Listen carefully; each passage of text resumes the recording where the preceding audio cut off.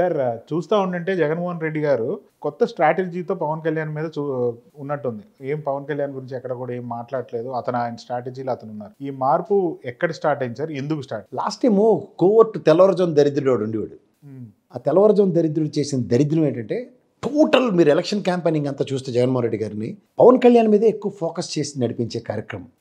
అసలు ఒరిజినల్గా జగన్మోహన్ రెడ్డి గారు పవన్ కళ్యాణ్ అంటే చాలా ఈజీగా చాలా ఈజీతో అలాంటి క్యారెక్టర్కి ఎలివేషన్స్ ఇచ్చి ప్రజల్లో ఖచ్చితంగా ఆయన మీదే చర్చించే కార్యక్రమానికి తెరలేపిన తెల్లవారుజాము దరిద్రం బ్యాచ్ ఎప్పుడైతే పోయిందో తట్టబొట్ట సర్దుకుని ఇప్పుడు ఏమవుతుందంటే ఆయనకి ఇప్పుడున్న వాళ్ళు కాస్త తెలివి వాడి ఆయనకు ఒక పిక్చర్ ఇచ్చారు. ఏమని ఇచ్చారంటే వితౌట్ తెలుగుదేశం వీళ్ళతో ఏటీ కాదన్న విషయం ఎస్టాబ్లిష్ చేశారు. ఎలా అంటే 0.83% బీజేపీ, ఆ తెలుగుదేశం అంటే చాలు ఆ కామినేని శ్రీనివాసు, పురంధేశ్వరమ్మ ఇలాంటి వాళ్ళు అందరూ ఏమి కాకుండా గెలిచేశారు. అలా ఎవరు కూడా తెలియని వాళ్ళు కూడా గెలిచారు. ఎందుకు?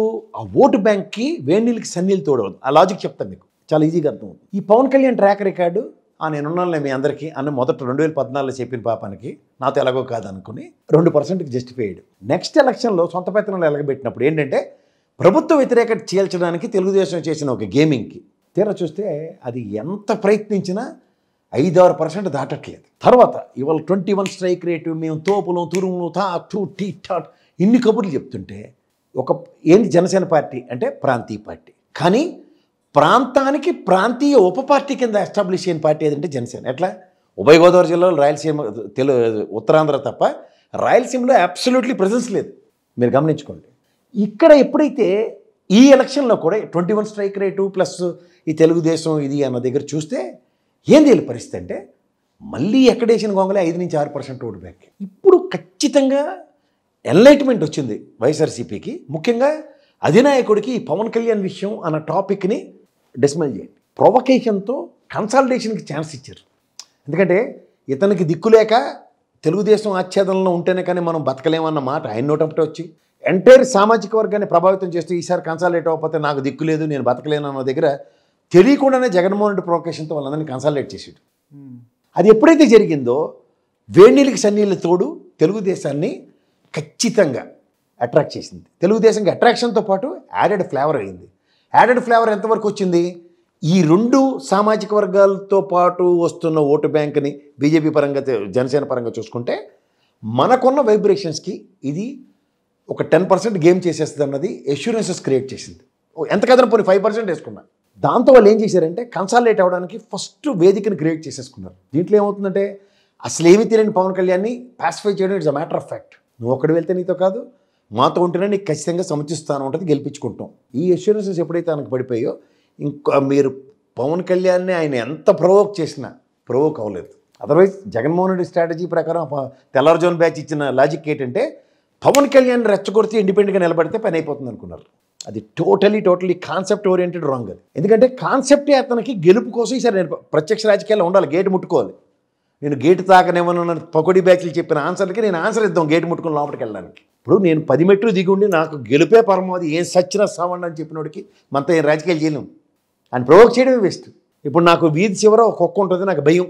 నాకు మా అన్నో లేకపోతే మా అమ్మో దింపుతాను కానీ నెలనన్ను మూర్ఖంగా కూర్చొని చిన్నపిల్లడు ఎలా కొట్టాడో పవన్ కళ్యాణ్ కూడా అంతే. నేను ఈసారి అవతల ఒడ్డుకి వెళ్ళాలి, నిలబడాలి, గెలవాలి అంటే నాకు తెలుగుదేశమే దిక్కు. ఎవరు చెప్పరు ఇంక వెండు. ఆ ఫోర్స్ ఎక్కడ వర్కౌట్ అయిందంటే ప్రొవకేషన్తో వర్కౌట్ అయింది. ఆ తెల్లవారుజాము దరిద్రమే. ఆ తెల్లవారుజాము దరిద్రం మెజరబుల్ రిజల్ట్స్ ఇచ్చిన తర్వాత ఇలా అయితే ఇలా కాదన్నప్పుడు కాన్సెప్ట్ మీరు ఒకసారి ఆలోచించుకుంటే ఆల్మోస్ట్ 40 years లెగసీ ఉన్న తెలుగుదేశాన్ని జగన్మోహన్ రెడ్డి అనే వ్యక్తి వైఎస్ఆర్సీపీ అనే పార్టీ ఎప్పుడు ఎదుర్కోకుండా ఓన్లీ పవన్ కళ్యాణ్ చుట్టే రాజకీయాలు చేసుకుంటూ తిరిగింది. అది మేజర్ డ్యామేజ్ క్రియేట్ చేసింది. ఇప్పుడు నాకు భయం, మా అమ్మ నాన్న లేకపోతే నాకు భయం అని చెప్పి మా అమ్మ నాన్న వెనకాతలు ఉన్నప్పుడు మీరు వచ్చి నాకు ఇంటికి వచ్చి తగ్గుపడతారా? అంకుల్ మీ వాడు చూడండి అంకుల్ ఎలాంటి పనులు చేస్తున్నాడు అని మీరు కూడా కళ్ళని నీళ్ళు పెట్టుకునే పోతారు. అది పవన్ కళ్యాణ్కి అడ్వాంటేజ్ క్రియేట్ చేశారు. ఇప్పుడు కూడా అదే దరిద్రాన్ని ఎత్తుకేసుకుంటే ఇంకంతకన్నా సెల్ఫ్ గోల్ ఇంకోటి ఉంది. ఇప్పుడు ఉన్న వాళ్ళు కాస్త బుర్రవాడారు, అంతకన్నా ఇంకెళ్ళి. అంటే ఎంత మార్పు వచ్చిందంటారు సార్? ఎప్పుడైనా జగన్మోహన్ రెడ్డి దగ్గర ఉన్నది ఏంటంటే మార్పు అంటే తెలుగుదేశం చంద్రబాబు నాయుడు గారు పేరెత్తకుండా పవన్ కళ్యాణ్ గారు పేరెత్తకుండా చేసిన రాజకీయం వేసెస్ పవన్ కళ్యాణ్ ఇప్పుడు ఐసోలేట్ చేసి రాజకీయం చేస్తారు. వాళ్ళ పార్టీ వాళ్ళు కూడా అంతే. మీరు ఆ పోలవరం జేఎం చంద్ర అన్న బ్యాచ్ ఉంటారు చూడండి, అధికార ప్రతినిధులు అందరూ జగన్మోహన్ రెడ్డి మాట అంటే సబ్జెక్ట్ కన్నా ఇదే బాగుందని చెప్పి అదే పాయింట్ని ఎక్కువ ఎంఫసైజ్ చేశారు. పవన్ కళ్యాణ్ చుట్టే చేశారు. అది బూమరంగ్ అయింది. And it has created ruckus to stay for 11 seats. ఇది వాస్తవం. కానీ ప్రొవకేషన్ మేక్స్ సెన్స్ అన్నది first time Pawan Kalyan prove చేసాడు. ఏంటి సార్, కమ్యూనిటీస్ని ఏకతాటి మీద తీసుకురాగలిగాడు. చౌదరి కాపు కమ్యూనిటీని is the rarest miracle in ఉభయ గోదావరి జిల్లాలో. అది వాళ్ళిద్దరు కలిసి ఉంటే ఇంకా కంటిన్యూ అయ్యే అవకాశం ఉందా సార్ ఈసారి కూడా? తర్వాత విషయం సార్, తర్వాత ఏం జరుగుతుందో భవిష్యత్తు నిర్ణయిస్తుంది. ఇవాళకి ఏం తెలిసిపోతుంది.